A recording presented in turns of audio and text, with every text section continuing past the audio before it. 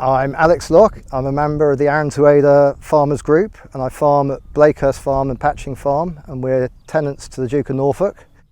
The farm is about 750 acres. We have a rotation which is wheat, oats, oilseed rape and barley. The environmental bits fit in nicely with that if you use the more marginal land.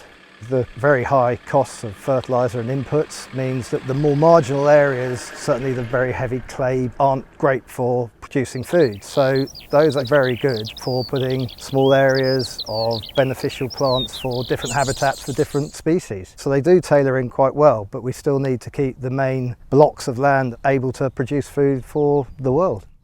The South Downs are a very important chalk aquifer, which is very important for drinking water. So where we are now, a lot of this water is drunk by the town of Worthing. We're trying to help Southern Water with various schemes to improve the nitrate levels in them. So we're managing how we put on nitrogen. We're reducing it in certain areas. We use cover crops in certain areas. Also, with the help of Southern Water, we can then do more things that are beneficial for the environment as well as for water quality. Farming is changing a lot. We need to be producing food. I still believe that is our primary raison d'etre. We need to feed everyone. Having said that, the environment is becoming much more important or more relevant to people. I believe we've always tried to do the best for the environment whilst growing crops, but now even more so. On the farm itself, we need to be doing things right. We certainly use quite a lot of nitrogen fertilisers, but we're getting more efficient with that. We're using very precise ways of applying that now, and that has to be better for the environment and better for us. Farmers are working to our best to do the right thing for the environment as well as producing food. That's what we want.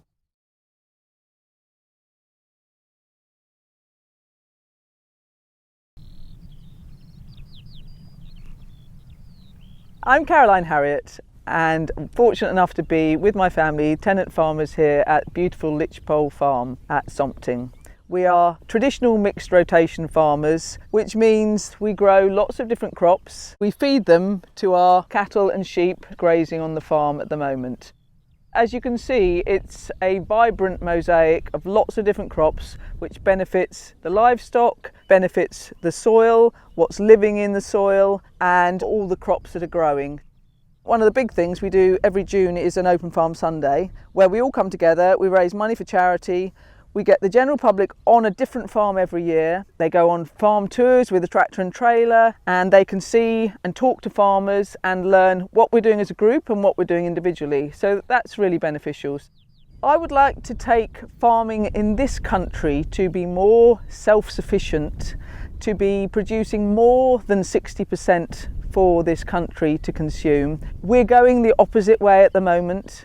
Yes, we need to do things for the environment, and I think as a Arran to Ada cluster group we are proving that. We can do an awful lot for the environment using less nitrogen, using less artificial sprays, making more use of our cattle and sheep to do that work for us, having a rotation, not ploughing where you can drill, so being less invasive. We're working really hard at it, but we're producing a local prime product for the people in our country. It's got a low carbon footprint. Food is a story, it's not a plastic package. It's a story of where it comes from, and it tastes so much better if you know the story. Sit by our dew pond where we've put some benches, enjoy watching the dragonflies and the birds coming down onto the dew pond and the cattle in the background. Enjoy it all, but remember it's a workplace. It's a busy workplace. Keep your dog on a lead because they don't always sit like this.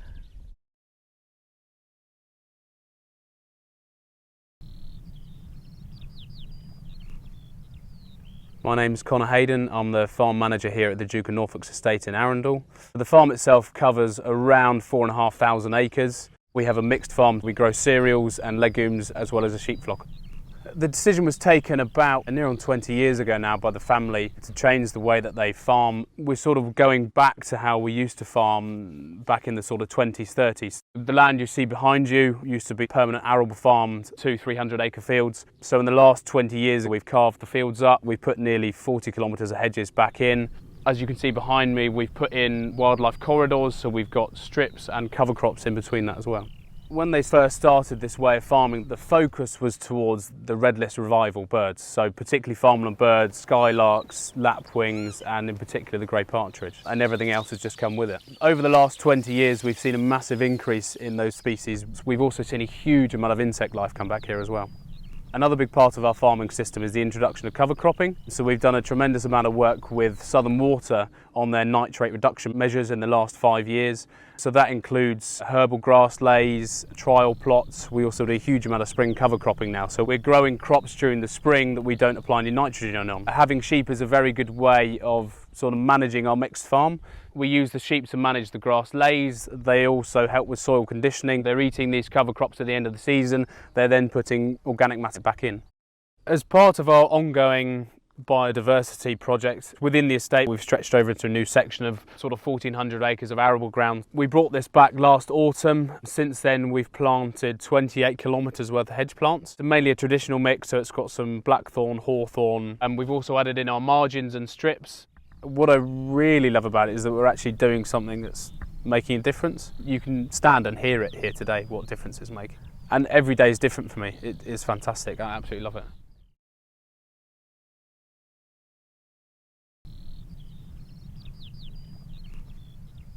I'm John Fountain. I farm here at Newton Valence Farm and I'm part of the Selborne Landscape Partnership. Newton Valence Estate is 1,300 acres, 850 of that is arable. We have 200 acres of woodland and 250 acres of permanent grass, game cover and stewardship.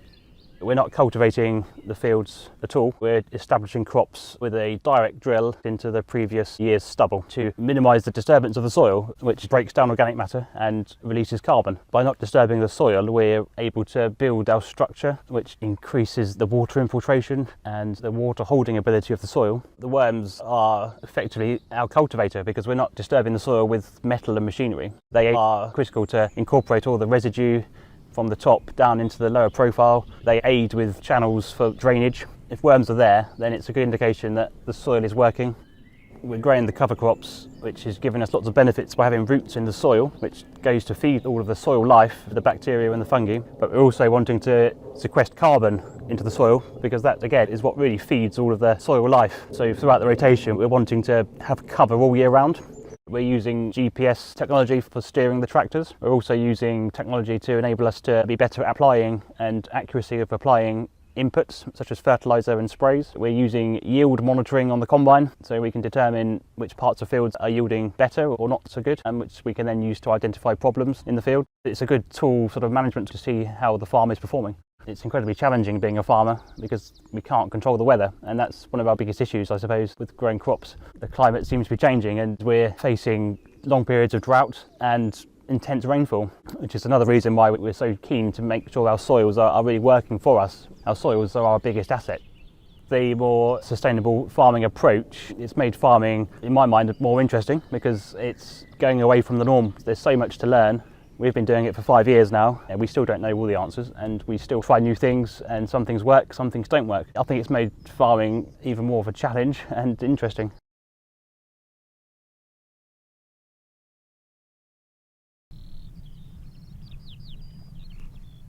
We are Paul and Madeline Crawley and we are members of the A2A farming group, and we farm here at Court Hill Farm. We are first generation farmers and we took the tenancy on in 2013. The farm is 660 acres. We've got beef, sheep and arable, so we produce about 700 to 800 lambs a year, 80 to 90 calves, and then we do about 300 tonnes of malting barley, which goes off to be beer. The whole farm is organic and most of the fields are sort of in a rotation, so grow different things each year. We have some monitoring done through Southern Water. A lot of the soils are analysed and checked to assess levels of organic matter. We have certain lands that we take out of production and put into grass. For us, livestock are a key part of our farm here and how we farm, because we are a mixed farm and we need the livestock to provide not only fertility but also for us to enable to rotate them around the farm, and also to utilise areas of grassland that we wouldn't be able to cultivate. Farmers in general across the world have got a key role to play in increasing the diversification and the biodiversity that we've got. But in the UK, I think particularly We just need to make sure that we farm in harmony with nature, and where we can take bits out of the farm that perhaps are generally unproductive. We've got areas that we leave uncultivated, natural habitats develop that feed the birds and the insects and the wildlife. We've got margins around every field, so we leave these uncultivated and they grow wildflowers, and that feeds insects, birds and the small mammals. We're very lucky on this farm to have an awful lot of hedgerows, and they provide huge numbers of habitats and biodiversity. We grow some wild bird seed mixes as well to provide winter bird feed. In addition to that, actually, we also put out bird food through the winter as part of the Arran to Ada group, and it's great to see so many different bird species here across the farm. It's very important to us.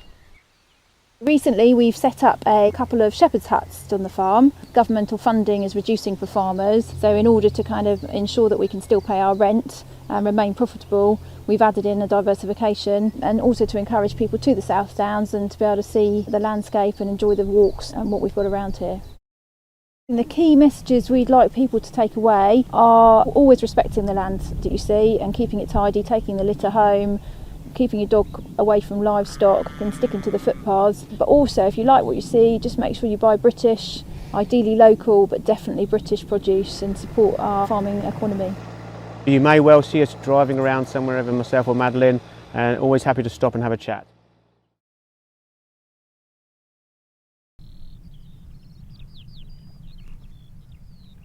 Hi, my name's Robert Gale. I'm the third generation to farm this land on the South Downs here. We're members of the Arran to Ada Farmers Group. We're farming about 250 acres, and that's mainly beef and arable. We grow barley for malting, that goes to local breweries, and beef goes up to an abattoir in Guildford, and then the meat's distributed out to supermarkets all around the south of England.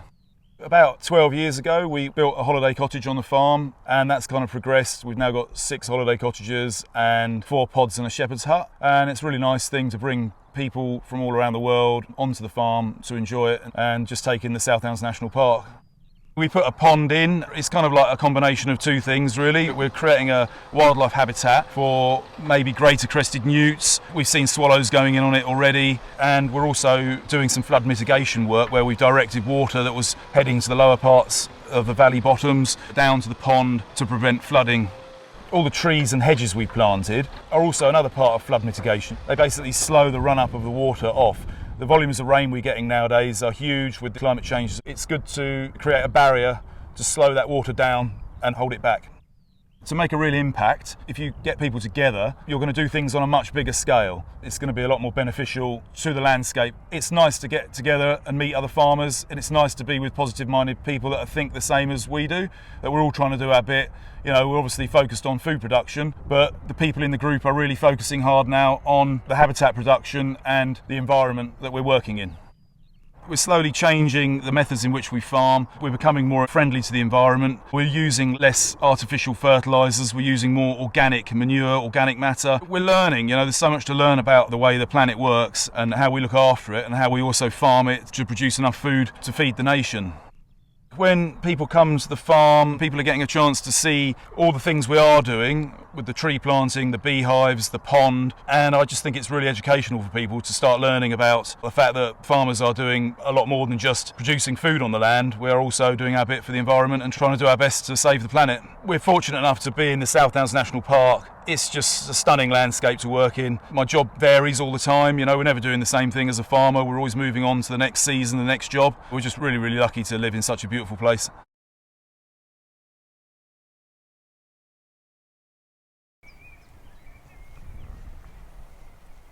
My name's Robert Whitcomb. I farm here near the village of Westliss at Berry Grove Farm. We're members of the Selborne Landscape Partnership. The farm is about 275 acres.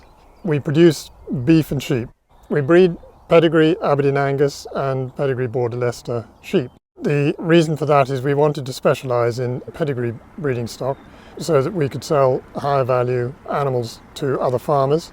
So we're not particularly producing beef and lamb. It's the first stage in the process where we produce the breeding stock for farmers to produce beef and lamb. So we have the benefit of 1 or 2 fields which we can cultivate and reseed. We have hay from the meadows where we can cut very late in the season after all the birds have nested and the flowers have flowered. One of the reasons that livestock contribute so much to an environment like this is that they're part of the ecosystem, if you like. They attract a lot of insects, their manure attracts a lot of insects. Those insects provide food for the next level of the food chain, that's say birds, butterflies, and then other invertebrates all the way up. So they provide a lot of assistance to diversity on the farm. The hedgerows are perhaps overgrown, a lot of them. There are big oak trees along the boundaries. There are ditches, there are banks. Many of these are several hundred years old, and we haven't interfered with them, so those provide a sanctuary for wildlife. We hope that having developed a type of farm animal that is in demand nationally, we will be able to keep going with a profitable farming system, because only with a profitable farming system can we afford to do the extra things to improve biodiversity. Because what we would like to do is to plant extra bits of woodland. We've done a little bit, but we'd like to plant a little bit more. We'd like to restore our ponds. We do have rights of way through the farm so people can enjoy seeing a lot of this biodiversity, but we do need to be profitable in the first place. We're slightly less vulnerable to the vagaries of cost which are affecting other farming sectors, but we are very vulnerable to weather vagaries, changes, which we notice are more extreme. Again, nature is very resilient and sort of bounces back, so I think we all have to learn to be resilient. Farmers are.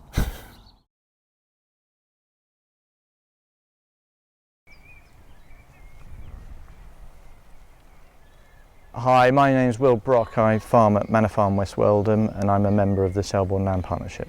We're roughly 650 acres, most of which is arable, about 450 acres is arable, and then we've got another sort of 200 acres of grass, a bit of woodland as well. On the arable side, a traditional sort of rotation of wheat, beans, barley, and we're just introducing grass now as well. The grassland is all permanent, where we have a sheep flock and a very small cow herd.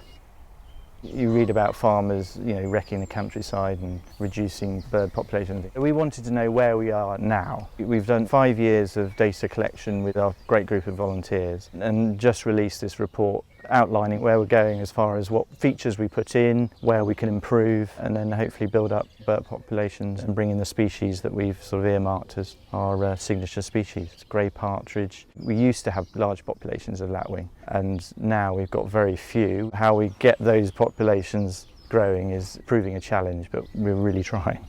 Agriculture as a business is quite an interesting one. It's multi-generational. It adapts over time quite dramatically. Within one sort of farming business can be all sorts of interesting facets. I mean, I take my own farm, for instance. Yes, we farm, but I also have a tourism business, and I also have sort of commercial lettings and other businesses on the farms. When we started the partnership, most of us were in stewardship already. When you think about what options you're going to do in your stewardship, you're very much more focused on what the group's doing. With our wildlife report, we can now say, well, we're going to do that because we've got the data. The farmers as a group now are really coming together, sharing the experience, where it goes right and where it goes wrong, much more. We all want all these things to work.